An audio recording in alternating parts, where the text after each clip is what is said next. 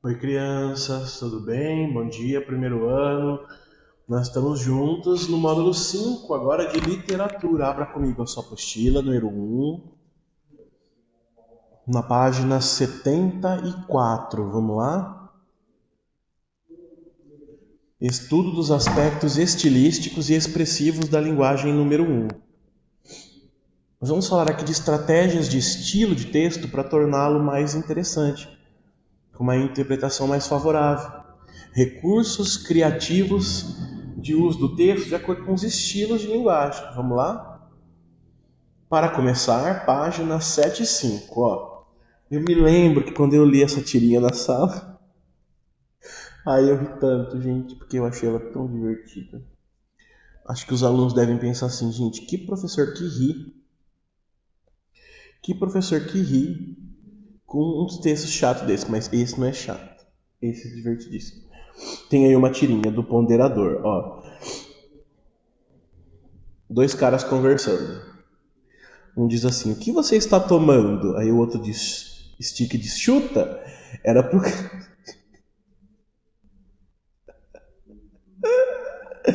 Ai, meu Deus. Era pra ele adivinhar, né? Isso foi um problema de entendimento aí da mensagem. Chuta não tinha esse significado, né? Estamos falando de um termo que é polissêmico, tem vários sentidos, né? E daí ele deu um bicudo. Ele deu um bicudo no copo do outro. Ai, meu Deus. Aí o texto diz assim: sabemos que as tirinhas costumam produzir humor com base na quebra de expectativa. Esse é muito bem humorado. No caso acima, ela se deu pelo duplo sentido do verbo chutar, que pode ser dar um chute, um bicudo, né? Ou adivinhar, tem esse sentido metafórico, que foi interpretado literalmente pelo rapaz de azul. Evidentemente, caso você estivesse na mesma situação, exposta na tirinha, teria reagido diferente, porque restringiria o significado do termo ao ato de adivinhar. Isso se você não fosse anta que nem o de azul, mas tudo bem. Exatamente por limitarmos nossa leitura, as provas tendem a pedir o outro sentido que reside numa palavra, numa frase, num verso. E isso é importante para a gente reconhecer os múltiplos sentidos que a linguagem tem, né? Porque a gente fica preso a uma única visão e a gente sabe que os estudos da língua portuguesa aí favorecem a múltipla interpretação, tá? Ai, foi divertida essa tirinha. O fato de aprendermos um sentido não elimina o outro. Por isso, são comuns enunciados que cobram a explicação do duplo sentido ou o procedimento linguístico responsável por ele. E a gente vai dar nome para esses processos linguísticos, começando aí, ó, pela ambiguidade, pela polissemia. Ambiguidade é um duplo sentido que pode ser provocativo no texto, para uma questão de ironia, de sarcasmo, ou um duplo sentido ruim, né, que pode trazer aí problemas de complicações na compreensão do texto. E também a polissemia, que é muito abordada no Enem, gente, muito, muito mesmo. Vai falar aí sobre os múltiplos sentidos que uma palavra pode assumir em determinados contextos da produção de texto nas provas. Tudo bem? Vamos estudar junto então para aprender. Página 75. Fenômenos linguísticos. Vamos lá. O primeiro deles, ó. O primeiro fenômeno linguístico é a pressuposição. Pressuposição significa supor algo anteriormente. Ok? Uma intencionalidade. Olha lá, o pressupor algo significa não dizer explicitamente, mas deixar sugerido intencionalmente ou não. Olha lá, o pressuposto vem ali na ideia de interpretação implícita, aquilo que não está na superfície, nas palavras do texto, mas está então subentendido. Pode ser algo feito propositadamente ou aleatoriamente. Quando alguém diz, você está bonita hoje, provavelmente você não percebe que por trás do que deveria ser um elogio reside uma ideia. Habitualmente, as pessoas que se falam, a pessoa de quem se fala não é bonita. É verdade, você está bonita hoje, quer dizer que ontem você estava feia. Foi divertida essa também. Ok? Isso tudo é causado pelo verbo de ligação estar e pelo advérbio hoje, né? Que marca que a beleza é daquele dia. Ao longo de nossas aulas, vamos ver outros fundamentos. Olha o exemplo aqui, ó. O texto diz assim: demorei muito para te encontrar, agora eu quero só você. Essa música é do Fábio Júnior, muito bonita essa música.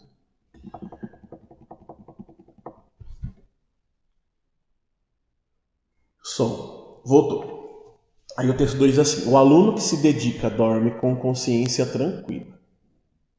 Quer ver? Tem pressupostos aí, ó. No texto 1, em razão do advérbio agora, pressupõe-se que antes o emissor queria outras pessoas. Olha lá, ó. Agora eu quero só você. Antes eu queria todo mundo.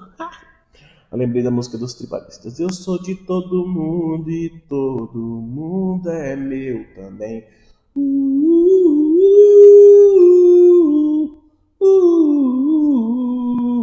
Já sei namorar, muito bom. Já no texto 2, olha lá, ó. O aluno que se dedica dorme com a consciência tranquila tem como pressuposto, ó, algo que não está implícito, o contrário. O aluno que não se dedica dorme com a consciência pesada. Não tem a consciência tranquila. Tudo isso a gente vai subentendendo ao passo da interpretação. Tudo bem? Vamos lá. Outro recurso aqui é a polifonia. Ó. As várias adaptações de som que uma palavra pode ter. Todo discurso possui a voz fundamental do emissor. Mesmo quando tentamos nos distanciar e ser isentos, como ocorre em textos jornalísticos, sempre há um emissor que revela em menor ou maior grau a sua participação ali naquele contexto. Então existem outras vozes que compõem o discurso. Ó.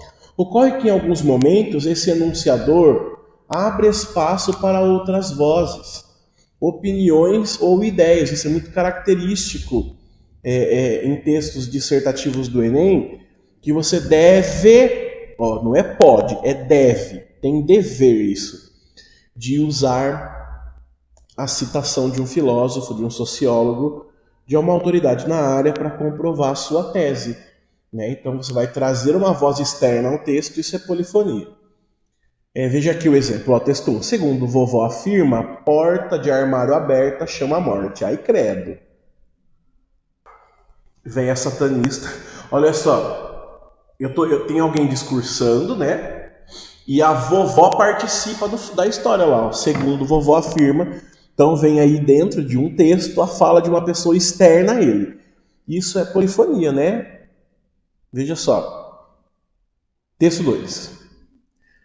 Do Chico Buarque. Não se afobe não, que nada é pra já. O amor não tem pressa, ele pode esperar em silêncio. Eita, o amor, hein? No segundo caso, torna-se mais difícil notar a polifonia, mas ela se realiza, né, pelo emprego de forma imperativa. Não se afobe. Lá eu estou trazendo aqui uma conversa com o leitor, né? Isso é bem legal. Tudo bem? Vamos lá. Agora, ambiguidade. Cuidado com duplo sentido na interpretação de um texto, gente. Isso pode comprometer a sua prova, tá? Porque às vezes você entendeu uma coisa, você escreveu uma coisa e se entende outra porque você usou palavras que dão esse duplo sentido. Olha lá, ocorre quando o enunciado manifesta mais de um sentido. Apesar de o conceito ser simples, os modos como a ambiguidade pode ser relacionada são diversos. Ó, a ambiguidade pode acontecer por fatores semânticos, de sentido, sintáticos na frase, morfológicos com as palavras ou fonéticos relativos ao som. Então, em todas as esferas da composição textual, seja no sentido da semântica, no sintático da frase, no morfológico da palavra ou no fonético do som, o duplo sentido pode acontecer. Bem? Vamos lá, vamos ver então os tipos de ambiguidade. Primeiro é a sintática, ambiguidade nas frases. Vamos classificá-la então aqui, ó. E para fazer essa ambiguidade, tem uma tirinha do Garfield, que é esse gato gordinho que só gosta de dormir e comer lasanha. Eu acho que o Garfield sou eu. Olha só. No primeiro quadrinho, o dono do Garfield diz: certo, quem foi que derrubou minha samambaia da janela? Aí o Garfield tá lá com uma cara de não fui eu, brincando com o ursinho. A mentira dele não me chateia tanto quanto o crédito que ele está dando à minha inteligência. O Garfield é muito inteligente, né?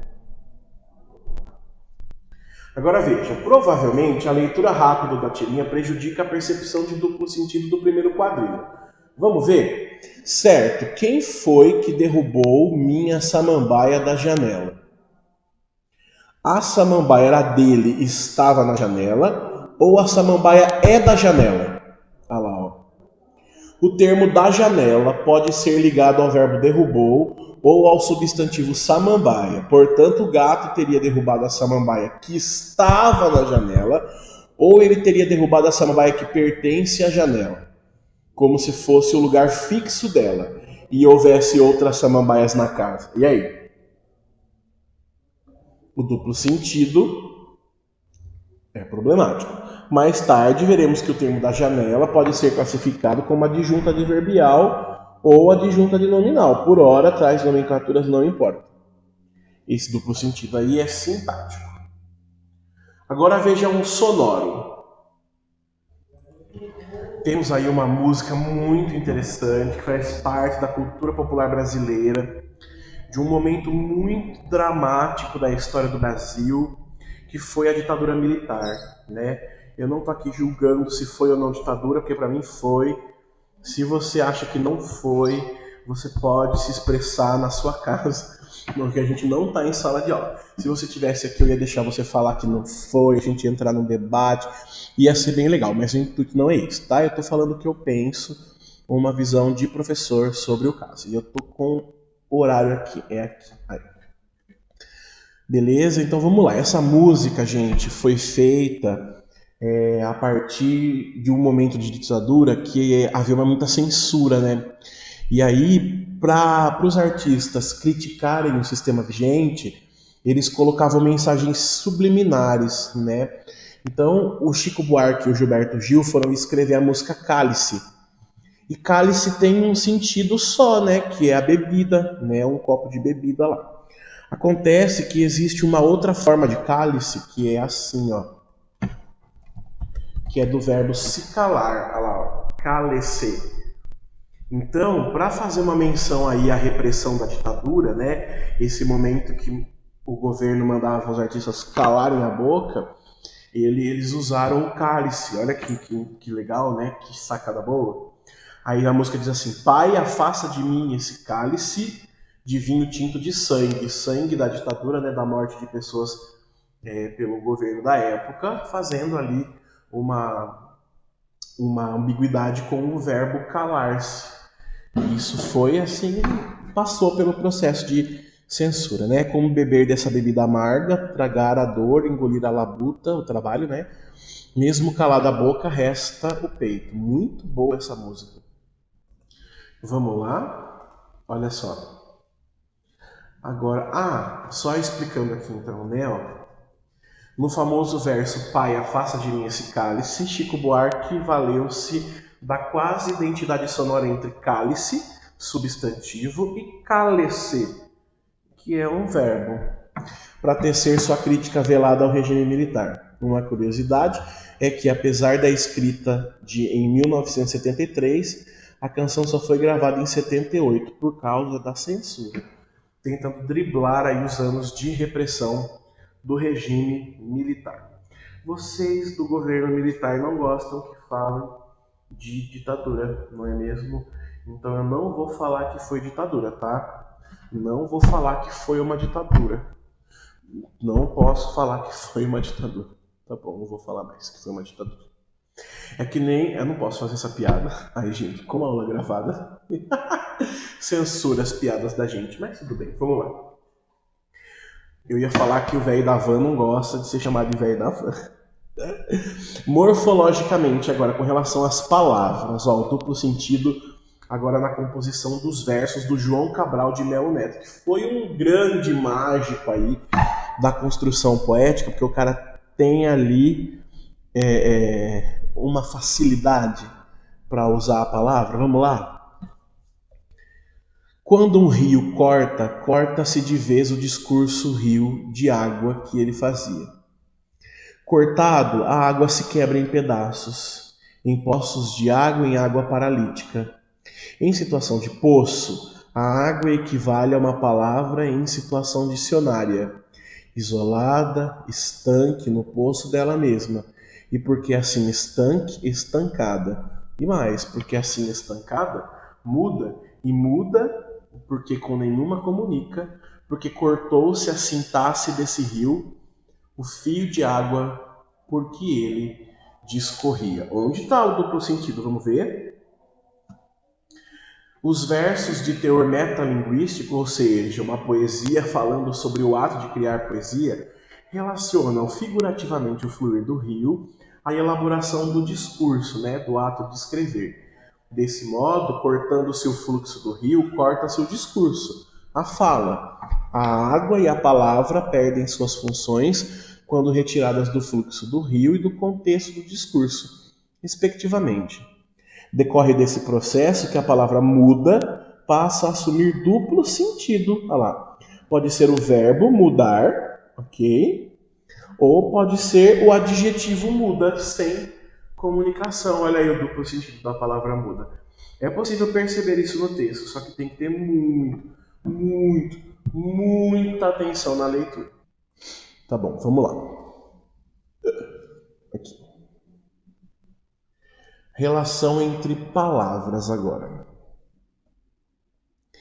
Existem agora grupos de palavras que se relacionam. É muito interessante isso. Ó. O primeiro delas são as homonímias.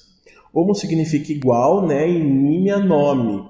Então são palavras que se escrevem ou têm um som parecido, mas significados diferentes, Grafias parecidas, sons parecidos, mas significados diferentes.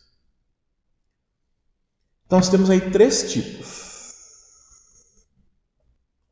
As homófonas, as homógrafas e as perfeitas. O que são homófonas? Ó, a própria palavra te dá o resultado.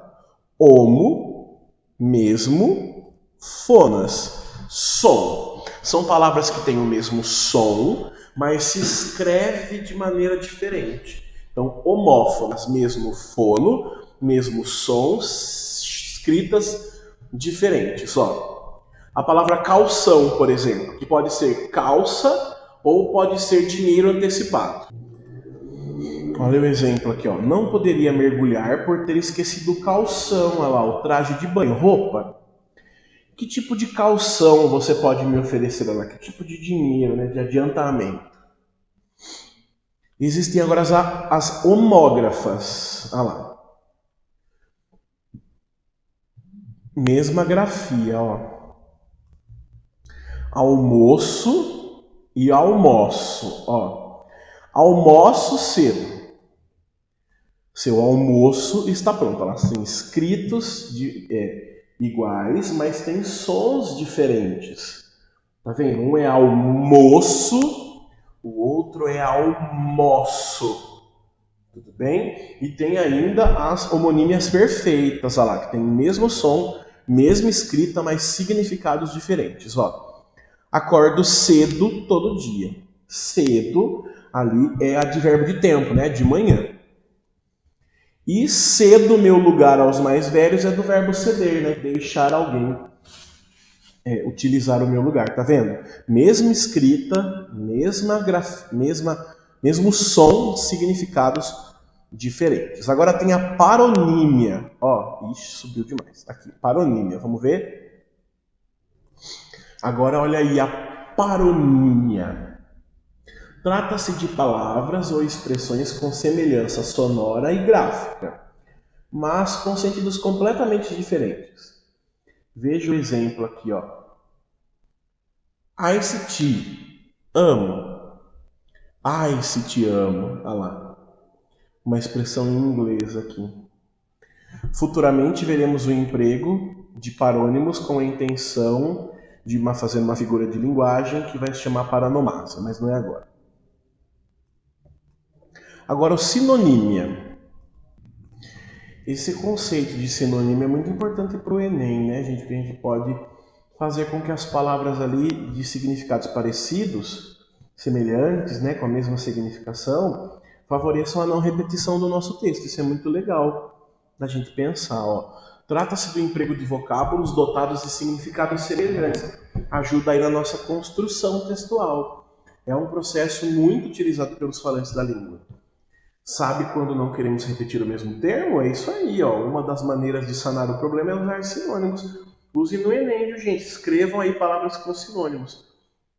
Por exemplo, os adjetivos bonita e linda não podem ser empregados como iguais, no entanto, têm semelhança. E o antônimo, ok? Que são palavras contrárias.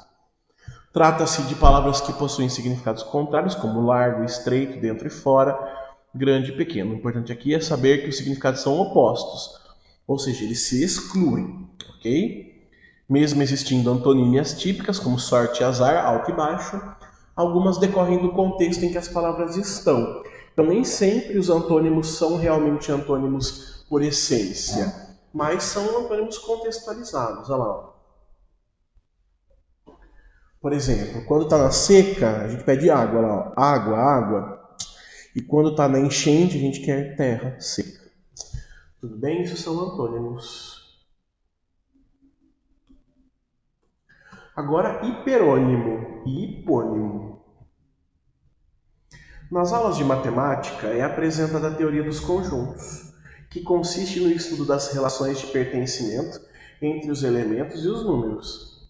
Para esclarecer os conceitos de hiponímia e hiperonímia, vamos adaptar alguns aspectos herdados dessa disciplina. Observe. Por exemplo, nós temos desenho animado, e o grupo é Pokémon, Dragon Ball, Cavaleiros do Zodíaco, Billy Mandy. Então veja que nós temos um grupo específico e um grupo geral. Dizemos que desenho animado é hiperônimo, olha lá, hiper. Grande é um conjunto general, geral. O prefixo hiper significa superior, por isso é aquele que contém, e não o contido. Então não é o que está dentro do grupo, é o termo geral. Por outro lado, as palavras que estão no grupo são hipônimos, visto que pertencem a um grupo maior. Então, nós temos o grupo geral de desenhos, dentro deles os hipônimos, que são Dragon Ball, Pokémon, Cavaleiros do Zodíaco e por aí vai. Tudo bem? Assim a gente encerra a teoria aqui do módulo de recursos linguísticos. E para finalizar, quero fazer o exercício 1 do Enem, aí, ó, da página 81, praticando o aprendizado. Vamos lá? E essa charge vai falar sobre desigualdade social. Veja aí. Um monte de gente pendurada numa rede pequenininha de descanso. Será que é rede de descanso? Veja aí. Tem um quadro na parede. Rede social. Aí o pai da família diz assim, rede social aqui em casa é outra coisa. Então aí a marginalização, né, o não acesso às mídias digitais e a rede social que ele conhece é a que ele divide com os filhos. A rede que ele socializa. Uma crítica aí à desigualdade social. Mas o nosso foco não é na crítica. É no sentido da palavra rede, ó. O efeito de sentido da charge é provocado pela combinação de informações visuais e recursos linguísticos, verbal e não verbal no caso. No contexto da ilustração, a frase proferida recorre a... Então, rede social aqui em casa é outra.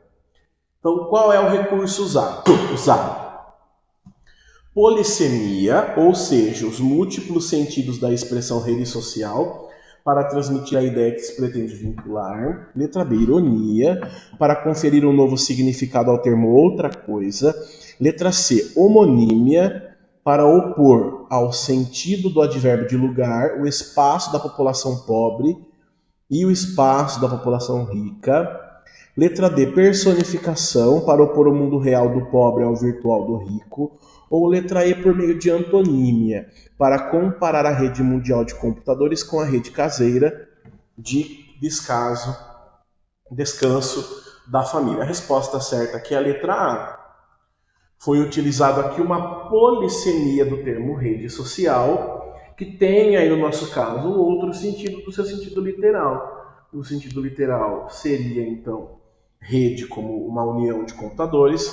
Nesse caso aí nós estamos falando de rede de pano de tecido para descansar.